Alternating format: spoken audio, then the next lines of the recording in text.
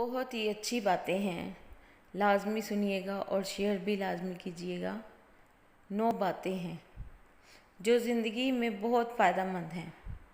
अगर खुशी चाहते हो तो वक्त पर इबादत करो।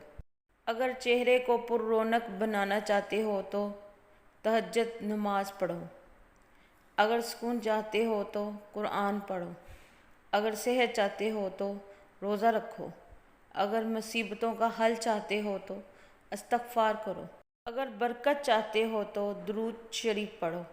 अगर मुश्किलात ख़त्म करना चाहते हो तो ला हौला वला कुव्वता इल्ला बिल्लाह पढ़ो। अगर गमों से निजात चाहते हो तो दुआ मांगो। अगर बग़ैर थकावट में नेकियां चाहते हो तो आगे शेयर करो और समझो तुम्हारे और तुम्हारे वालिदैन के लिए सदका है। माशाअल्लाह। दुआ में याद रखिएगा और शेयर लाजमी कीजिएगा। जज़ाकल्लाह। अल्लाह हाफ़िज़।